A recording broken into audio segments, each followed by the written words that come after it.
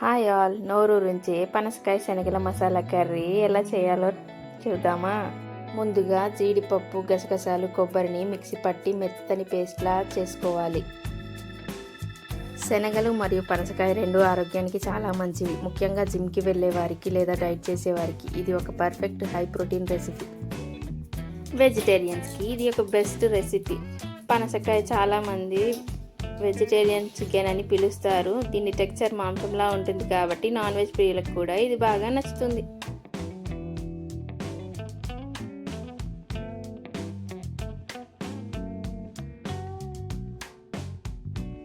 Stove మీద pan పెట్టుకొని నూనె వేసుకొని బిర్యానీ ఆకు, షాజీరా వేయించాలి. తర్వాత ఉల్లిపాయలు, పచ్చిమిర్చి, కరివేపాకు వేసి దోరగా వేయించాలి.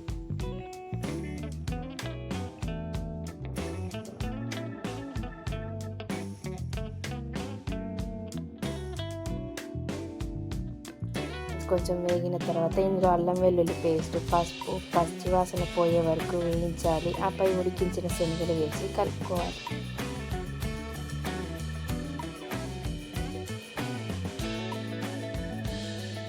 రుచికి సరిపడా కారం, ఉప్పు వేసి కలపాలి.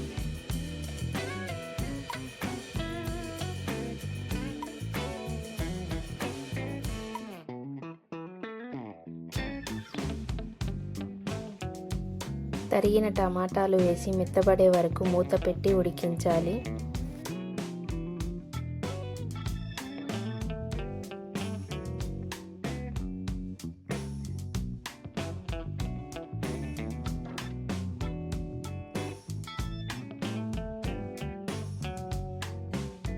టమాటాలు ఉడికాక ముందుగా సిద్ధం చేసుకున్న జీడిపప్పు, గసగసాలు, కొబ్బరి పేస్ట్ని వేసి మిక్స్ చేసుకోవాలి.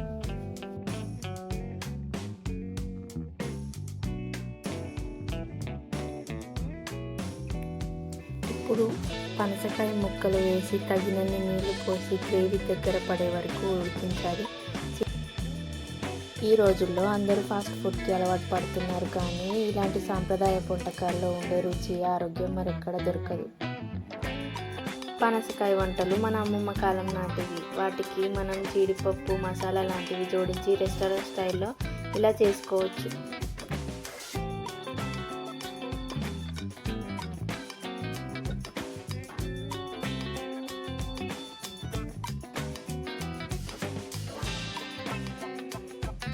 ఇక ధనియాల పొడి, గరం మసాలా, కొత్తిమీర చల్లుకుంటే ఎంతో రుచికరమైన చోలే పనసకాయ కర్రీ రెడీ.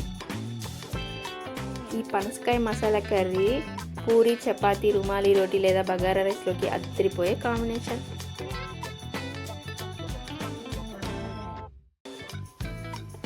మీలో ఎంతమందికి పనసకాయ కర్రీ అంటే ఇష్టం? మీరు పనసకాయతో ఇంకా ఏమేమి వెరైటీ వంటలు చేస్తారో కామెంట్స్లో చెప్పండి.